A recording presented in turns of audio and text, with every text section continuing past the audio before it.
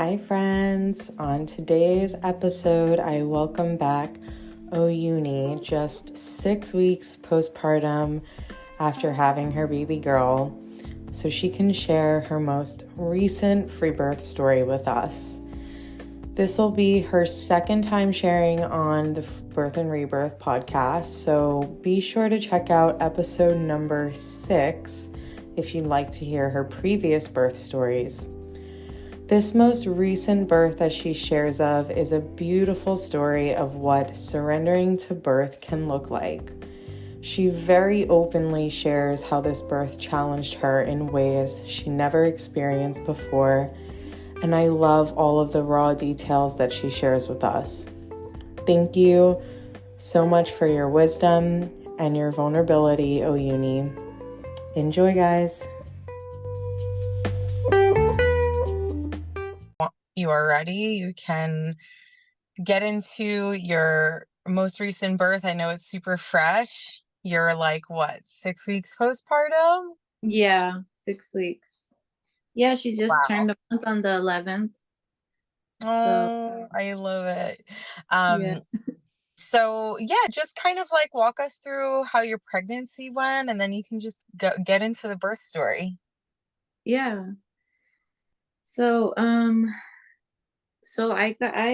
before I knew I was pregnant, I got one period, and I was actually really excited to get a period because I hadn't had a period in like literally years because I had been breastfeeding all my babies. So I was Mm-hmm. excited. I was like, "Oh, I'm gonna get to know my cycle really well now because I want to do like, natural what's it called? Like the Um, fertility awareness, like yeah, yeah. So that I don't have to not use like contraceptives and things like that. yeah, So yeah, I was yeah. like, oh, I'm gonna get all into it because I haven't had a cycle in like forever. It was like literally years. And so then all of a sudden I didn't get my period the next month, and I was like, okay, well, I'm probably pregnant, and I figured I might be like around 8 weeks or so. Everything was going smooth, and like then I got a fever for about 3 days and I didn't have any other symptoms. Did And you so ever take a pregnancy test? oh yeah, I did actually a couple days before I got that fever, and I was Mm-hmm. like, oh yeah, I probably I'm probably around 8 weeks or so. And then I got a fever, and I thought maybe it's just something, I don't know, some kind of something going on. And then it was going on for 3 days, and that's all I had. I didn't have any other symptoms, and nobody in the house was sick. And I was still very much like, little by little, still letting go of some of the fears of just the past. And like, I wasn't worried much like I used to, but I was like, okay, I'm just gonna go check because in my head I was like, well, what in case my baby died and baby's not like coming out and I have an infection or something like that. So I went to the hospital and they did a sonogram over my belly, and they told me I was around 8 weeks. So I was like pretty happy that I was like spot on. And I was like, no, I don't want to see any pictures or anything. I just want to make sure that my baby's heart is beating, and that everything's fine. Or, you can barely see anything on those things, but I just want to know my baby's heart's beating. And so I went home, and that was fine. And then all of a sudden everybody else in the house got sick. So it was something else. It wasn't any of what I thought it was. And then a couple weeks pass, and I start to notice that I'm leaking water at least every other hour. And I at first I thought, I was like, oh, maybe am I peeing myself? I was like, no, I've never had that problem before. But then I was like, well, I just had a baby recently, so maybe my pelvic floor isn't doing so well. I thought it was that. But then I realized it wasn't that. I realized it was amniotic fluid because I could feel it coming from my vagina. And I Mm-hmm. was like, okay, like I was just like, okay, what am I gonna do about this? And I was at first I was like, well, I want to know if it's actually amniotic fluid, but I don't want to go to the hospital because, to go through the frenzy of all that just for them to use this little strip that they use to, I was like, I don't need to do all that. And then I called my radical birth keeper friend Caitlin, and we just discussed it, and she's like, well, they sell those little strips on Amazon. I was like, okay. And then she's like, but what if you are having a miscarriage? Like, how do you feel about that? And I started to lean more into yeah, what if this is something what if I am about to walk through another death of one of my babies? Like, how am I going to receive that? Like, what do I think about that? And so I started to lean into actual faith with death, like not just with life. And I was thinking to myself and praying to God, like, you know what, you're right. If this is happening, this is happening. There's nothing I can do to stop it. And I'm definitely not going to take myself to the hospital to be tortured just to try to keep a baby if the baby is, clearly telling me that they aren't ready, for whatever reason, And so that was one thing that was really beautiful about this pregnancy, is that I was able to start to trust death also, And then I was also leaning into German new medicine, and I was like, well, what's going on that might be causing this reaction or something? And it was I think it was because I was feeling that my husband wasn't very enthusiastic or happy that I was pregnant again, because we had just had a baby. And in my head I was like, man, like I felt like I did like it was my fault, like I did something wrong or something, obviously not, because we both made the baby, but and then once I started, I healed my mind from that, and I was like, you know what, whatever my husband feels is his feelings. I want to be pregnant, this is our baby, and it's going to be okay. And then we talked about it. He's like, it's not that I don't want more babies, it's just it's overwhelming, and our financial status and all that. And so we prayed about it together, and we came to the conclusion that it's going to be okay, and babies don't need much, and we'll figure it out. And so after that, literally the fluid stopped. So Wow. yeah, That's and so amazing. yeah, and after praying to God and just leaning into faith, and so yeah, the fluid stopped, and after that I just had a wild pregnancy, and it was so beautiful, and I really soaked it in.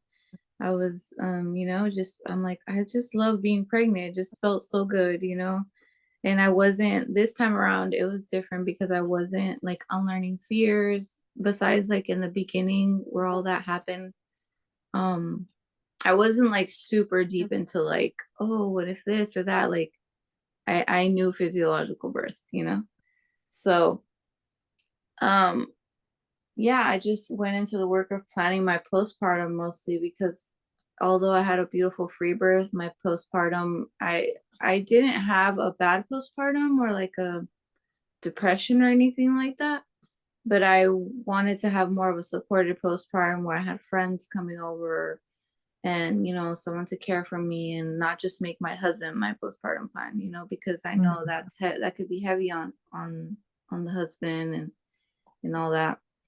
And so I went out to the community more. Although I'm not very social, I started to go to more of the co-ops, because even though I just don't really like going out very much, um I did that. I made more friends. I got closer to my RBK friend. I hired her to come right after the birth. She lives an hour away, so I couldn't have her like, every other day how I wanted to, but she came a few times. She came actually last Wednesday too. And so that planning it just felt so good to get to know so many women, and so many women online supporting, sending me things, herbs, gifts, and I just felt so loved. And so then around, I think it was around March 8th or 9th or so. I think it was around March 8th. Um, I was in the kitchen. Well, I had already been feeling sensations for a while. And then even before I forget that part, before I started feeling physical sensations like tightening and contractions and things, I actually started to feel a very spiritual shift between me and God, and the whole nesting thing. But then I started to realize, like, I'm not nesting, like I'm not just nesting. There's like something's going on here. Something's calling me. And and then my sister was living here with me, so I was struggling a lot with, like, should I tell my sister to move out now, or should I allow her to stay here later for her to help me out? And then I just realized there just wasn't a balance between me and her, and she needed more like freedom and space and like things that like my mother should be giving her, and I just couldn't give her that because I needed support and I needed more of her, and she couldn't because she was doing her school things. And so it was just better for her to go back home. And she went back home with my mom, and after that I pretty much started fixing my house. But before she left, I realized, like, God's telling me to, no, I didn't, it was more like through the lens of nesting. I realized how nesting, and it's so primal, and it's actually God calling you to the birth portal before you actually are in the birth portal, like, Yeah. I realized, like, wow, God meets us way before, he calls on us and he's preparing us. He doesn't just meet us there at the door, Yeah. And so I heard his voice, like, clearly telling me, like, allow me to protect you, allow me to soften you, because I was trying to like protect my own space on my own, and I was like stressing myself on that, and so I was just like, God, what do? I don't know what to do about my sister. I'm stressed, like, I don't know. I was just like, I was stressed out. And then he just told me, like, I need you to quiet your mind. I need you to clear your space. I need you to allow me to come in, because you're not allowing me right now. Like, you're being, you're doing too much. You're not quieting. And so it was just him telling me, like, to just allow him to embrace me and protect me and soften me. And so I did that. After my sister moved out, it felt like I was able to do that finally. And I was really sad that she moved out because I really wanted her to be here for the postpartum and things. But at the same time, I was glad that she moved out, because then it was just me and my family, like we planned, because we're very private. We don't really, yeah, we're just very private. We don't really like people coming into our space, and things like that. Yeah. And so that happened, and I was able to settle into that. And I had these like fun moments where I was just like seeing how crazy and manic I was being. I like dragged this like huge branch from the back of my backyard, and I like put it in my room, and I was just like laughing at myself at the crazy stuff I was doing, trying to like make my space nice for birth. And Yeah. then it was just it was so beautiful seeing, like, wow, this is me prepping for birth right now in my own home, and it's so beautiful. Like, it's so intimate. I'm not prepping like papers to fight with people, and just I was just thinking of all those things of the past, and I was just like, wow, like, this is so different, and it's just so intimate with myself and my baby, and I love it. And even though I was trying to prep all the things, I still wasn't in a frenzy of like, oh, I don't have this, or I don't have that. Like, I knew that I didn't really need anything. I was just excited to have all the things. And so that happened, and there's no end to the nesting, I don't think. I think till the last day for me, I was like walking around, cleaning up, trying to, have everything cleaned up. And so I was dancing in the kitchen with my son. I want to say around, I think, March 9th. And during that was my dad's that's my dad's death anniversary. And so I remembered in the morning, every time I forget and I'm like, oh yeah, today is my dad's death anniversary. And then, I try to have a good day and just think about him a lot. And so I was talking a lot to the kids about my dad. And I was dancing in the kitchen. I was playing music that he likes. Sorry, excuse me. And then I felt like a little gush come out. And I was like, oh, like, did my water break, And I told my son, I was like, oh, shoot. And he's like, what happened? I was like, I think my water broke. And he's like, oh, snap. And then so I went to the bathroom and nothing was coming out. It didn't come out again for a while. And then I started to feel trickling every other hour or so, but just like small trickles. It wasn't anything huge. And because usually when my water breaks, it's a lot. And a lot keeps coming out. But this time it wasn't. So I didn't make a fuss about it. I was like, okay, well, who knows? It could be days from now, Mm-hmm. I didn't want to excite myself too much. I was excited, but I was like, oh, I'm not going to make any like future thoughts. So I was like, it could be days from now. And I had made a little group chat on Instagram with my friends. And so I was like kind of updating them a little bit. And then I want to say like um a few hours after that, I started to get light tightening. And then the tightening was just like sporadic. It was like every hour, every 30 minutes, every 2 hours, sometimes every three. And so it wasn't very, consistent, but that didn't mean anything to me. I'm like, well, it doesn't matter if they're not consistent. It just is going to happen when it's going to happen. But I was cooking, I was cleaning and playing with my kids. Like I just was going on about my day. And then I want to say that, so yeah, that whole day, that's what was happening. And then I went to sleep that night. The contractions had stopped all night. And then I woke up in the morning, and as soon as I woke up, they started back up again, a little bit more intense.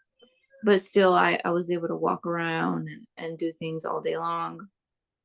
I even the next not the next, but that same night, I even went to the store with the kids.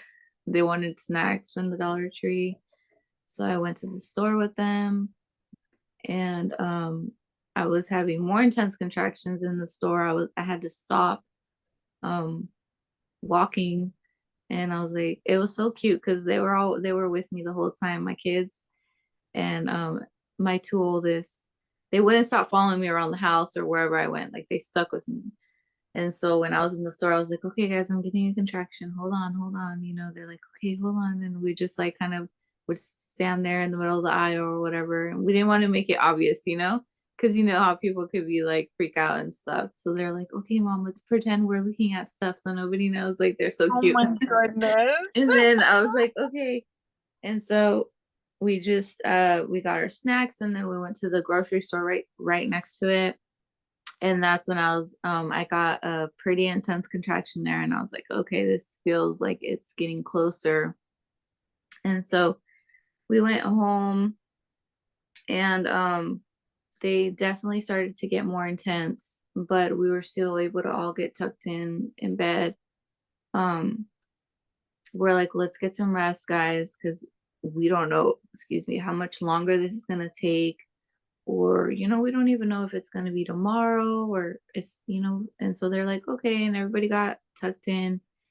So around 3 in the morning, um I was in deep labor. um I was in the birth portal, I was there, and it was just me and my husband in our room, and the kids were still asleep. They were asleep in the living room because they wanted to make sure they didn't miss it this time. Last time they didn't miss the baby. They saw the baby already out by the time they came. So they wanted to see the whole thing. And so from 3 to 6 in the morning. Oh, and I had been reading Yolanda's book, the Portal. Portal. And because I had been thinking of like how I perceive pain, and I was like, let me see what Yolanda's talking about, of this orgasmic birth, and like, so and then before that, I was also like, like I would envision myself in bliss during birth rather than pain. Mm-hmm. And so that helped a lot with the first 3 hours. I didn't feel any pain, like any pain. It just felt like a really intense orgasm, like like when like orgasm's peaking, but it felt like 10 times stronger and like Mm. really intense. And it didn't feel um like sexual orgasm, but it just felt good. Like it felt good. My body was expanding, and it felt like a never ending climaxing, almost there orgasm, but super intense. Like I'm not sure how else to explain it, but that's how it felt. But it Mm. wasn't painful at all. And I was just like, oh my God, like this could be birth. Like I was laughing and I was talking the whole time. Was And that very through the different from your last experience? yeah, it was definitely different from that. Um my last experience, they all felt like sharp. Um it all felt, the pain felt sharp and more like, well, yeah, it felt like sharp and more painful. And so I felt like I was breaking. But this time I didn't feel like that. I felt like I was expanding and I felt good. Like, and through the contractions I was just swaying and making noise, and I was just like, I was so high, and I was just like, I wonder if it's an endorphins. I wonder if it's me just not perceiving it as pain. And I was like, oh my God, if this could be birth, like I'll birth all the time. Even then, you already know we'll still birth no matter what.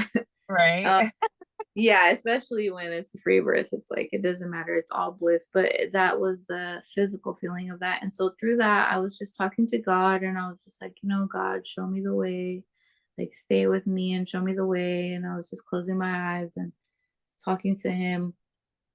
And then around, I want to say 6 in the morning. And then also this was different for my husband because last time he was just more kind of on the sidelines, which was a whole different experience. And I'm glad that happened because it healed a lot of like childhood trauma with him just allowing me to do things on my own. But this time I wanted him to be like more, more physical touch and like just being more right there with me. And he was. And so I around 6 in the morning, before that, yeah, it was like that with me and my husband, and we were super, it was more intimate, we were more connected, and it was definitely a whole different experience. And then I think I don't know what happened. I think I just let go of the whole thing, and I was like I want this to be over already. Like this is great, intense orgasm feelings, but I'm kind of over it. Like I think I switched my mindset, and I was like, I'm kind of over this. And then I was like, why is she not coming yet? Like it's already been hours of like this expansion. And with my last birth, it was like a couple hours of super intense um contractions, and then I felt one strong urge to push, and then my body just pushed her out. Like there was no pushing at all. It was just like contraction, contraction, contraction, and then boom, she like came out. But this one was different. I was like, oh my God, like what is happening? Like I'm feeling these super intense contractions, thinking, okay, this is the one. And she's not coming. So I started to like disillusion myself. And then I started to push with the contractions. And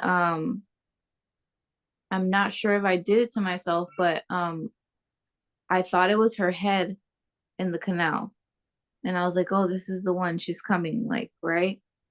And for 3 hours, I felt that. And I was just like, why is she not coming? Like, I feel her head right there. And I was screaming. And I was just like, I wasn't screaming, but I was just like, like, this is so stupid. And I was like, I was over it. And then I was just like telling my baby to get the hell out of my body. Like I didn't want her in there no more. And I was just like annoyed and stressed. I wasn't talking to God no more.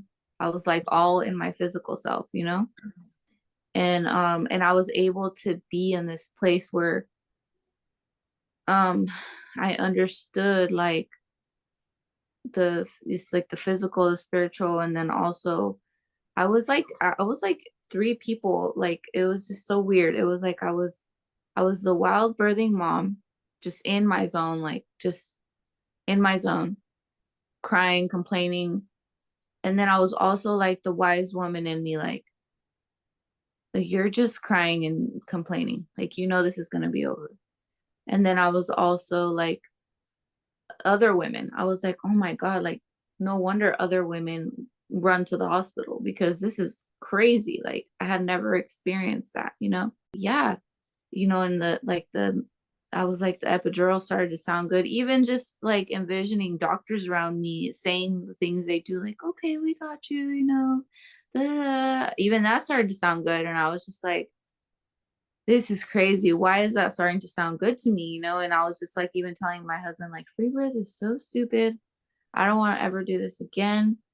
Like, this is dumb. I'd rather just go, like, get an epidural and relax. Although, like, I knew in my head, all those things I was saying were not really true or what I wanted. It was just like me, like, just wanting to run for the hills. Mm-hmm. And then all at the same time, it just brought a deep understanding to women that are like, I was exhausted, I was done, you know especially when we're like, what, the baby would have came out, you just had to be patient. Like I'm in pain, like pushing for that many hours, like that's crazy as hell. Even with my other births, I never experienced like that hours of pushing. So anyways, so I was feeling all that. I was having all these different perspectives. And then my husband tried to move me to the water and he's like, come on, let's go to the tub. It wasn't really helping because I just couldn't fit right in there.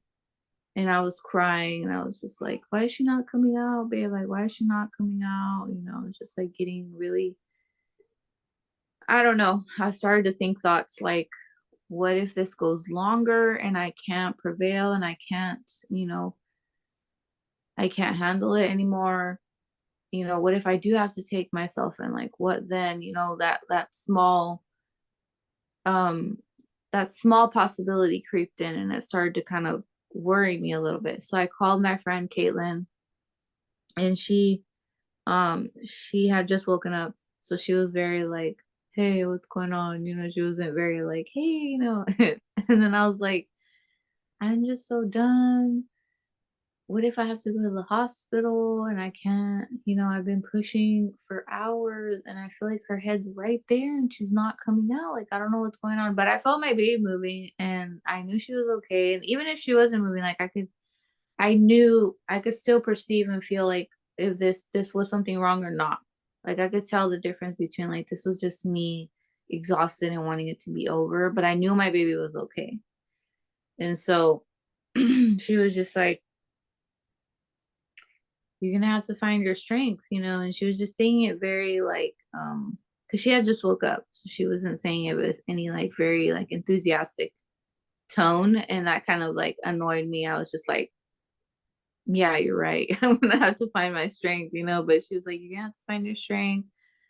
um you were talking about your dad, pray to God, like, well, you're gonna have to find your strength, it's almost over. You already know that when you're talking like this, it's almost over. And she was just listening. She didn't really say anything to my me playing into my drama of like, what if I go to the hospital? Because I was just all me. Like I had like now in hindsight, I could tell that I had let go of even talking to God. I wasn't talking to God no more. I had let go of the whole spiritual thing. I was just like in my physical trying to get it done and controlling it myself, pushing and all that.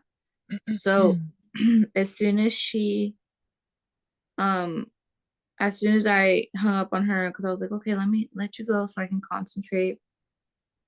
And then I remembered, I was like, wait, like surrender. Like last time, that's all it was surrendering. I didn't do anything with my body. I just let my body do what it was doing, and I wasn't like pushing or anything. And right now I'm not surrendering. I'm like trying to do all these things, like push or like move positions. And so then I just kind of sat against my bed because I was on the floor, and then I was against my bed. And then I was like, yeah, like let me just melt into my body.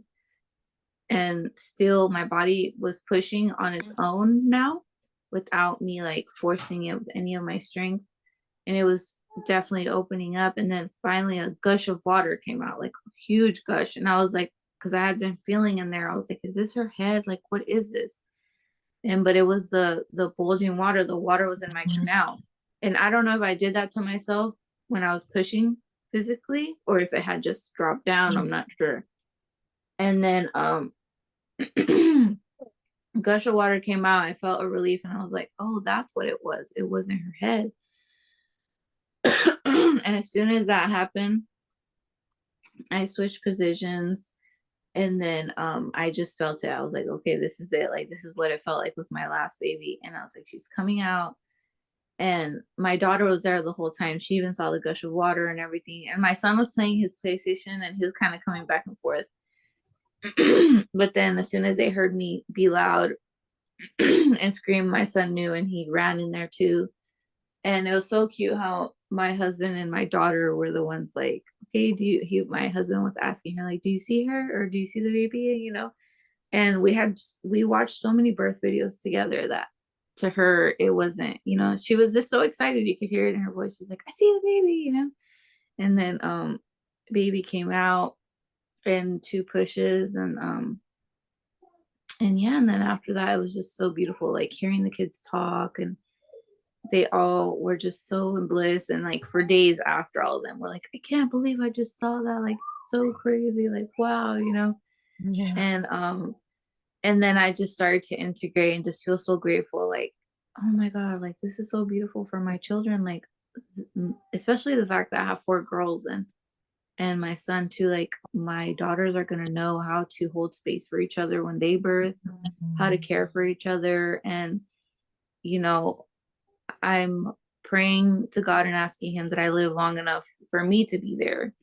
But if I'm not, they know how to do this work, and they know how to hold space. And my son has now seen twice how his dad holds space for me, so he'll be able to do that for his family. And it's just so beautiful, like coming from the family dynamic I came from, where all of us were disconnected. My parents were disconnected. My mom wouldn't allow all of us to have like a full-on relationship. It's just so different. And then like now me having my own daughters and being able to flip that, it was just such a blessing. And my work paid off of like preparing for postpartum. I have so many, like I had 1 week where it was really tough because nobody was available, and my husband had to go back for 1 week. And it just made me realize, like, wow, like this support for postpartum is just so crucial. Because I can't imagine how I did it before. Like with my first, it was horrible. With my second, I ended up in the psychiatric. I didn't have my husband or anyone. And then I was just like thinking back on those times, like, wow, I can't believe, like, no wonder I ended up crazy and not being able to handle motherhood. Because for one, I had traumatic births on top of that, and the depression coming from that, and no support. I was just like, I was just so grateful, like that God somehow held me together, and I didn't hurt my kids or myself. And so Yeah. this time around, I was just like, wow, like women really need this. And so that's something that I'm really going to focus on, is that, and how to serve women through postpartum. And of course birth still, witnessing birth. But that was just something I was just really eye-opening to me. And Yeah. other than that, I had, yeah, various friends coming by. I had a woman from the homeschool co-op. She set up a food train for me. And yeah, and me and my husband were just felt really good and supported. And That's beautiful. yeah. I wanted to know, how did the birth of the placenta go? Oh yeah, the placenta. Thank you, because I always forget to. So she came. Um, so with my last placenta, her story was that I was asking her to care for my baby as long as she could until baby emerged and I felt safe and baby felt safe. And so the last time she held on and she didn't come out for like an hour until I went to the restroom and I rubbed my belly and I told her like baby's safe, everything's okay, and she came out. And I had already cut the cord, and this baby had already been on it for an hour and I was just over it. I was really achy. And she did what I asked her to do. And so this placenta did the same. This time I asked her to that it was okay. She could come as soon as the baby was born because I wanted the baby to be connected to her outside the womb longer. And she did. And as soon as and then I had a thing with like bleeding too. Last time I didn't bleed a lot, but this time, like you could even see in the birth video, like it was a lot of blood coming out. It felt like a waterfall through like in the middle of my legs, but I felt good, so it didn't like freak me out. Like the kids were a little bit concerned, but it didn't freak me out. I was like, oh, it's probably the placenta, and I feel good. And so I went to the restroom. My husband handed me the bowl, but then I just got up and went to the restroom and I latched her on. And as soon as I latched her on, literally like 4 seconds after, the placenta came out. And we had put a bowl in the on the toilet so that we could catch it onto the bowl. And Yeah. so yeah, so she did exactly what I had asked. And I love my placentas, how they're just so they're intuitive and like your body hears you. And she heard me throughout my pregnancy, that's what I wanted for her. I wanted to see her and experience her being on the baby. And she was on the baby for like I want to say like 3-4 hours. I had put some ice in the bowl in a Ziploc. Mm-hmm. And then my friend came over, Caitlin, and she came over a few hours later and she stayed almost all night. She left around like 10 or 11 p.m. and she helped me tidy up my space. She made us some food. She she helped me with the placenta, the pictures. We like put some Yeah, paper the over print. them, canvas, yeah, and that was so beautiful. And we were just like admiring the placenta, and then she helped me cut up the placenta to put it away for smoothies later on, or just to Mm-hmm. put it in the freezer. And um, I've had a couple smoothies only when I felt like when I feel tired or just not very strong or myself. And And they've helped. the difference? Yeah. Yeah. Yeah, they help like when I feel like I'm like a little unbalanced or a little too overwhelmed or like just not a lot of energy or um they've helped. So I don't drink them like every other day or every day. I just kind of like, oh, okay, I feel a little bit like I need a little bit of support and I drink it. I've had like maybe like 3 smoothies of it, but yeah, that was yeah. And the bleeding too, it was like I did drink a little bit of the shepherd's purse. I drank one dose only just to comfort myself. Um because there was a lot of bleeding, but like I said, I didn't feel like I had to take it. I Mm-hmm. didn't I was just like, oh, I'm gonna just take it, just to kind of slow the bleeding a little bit because it was coming out pretty fast. But I felt good. I didn't feel lightheaded or anything like that.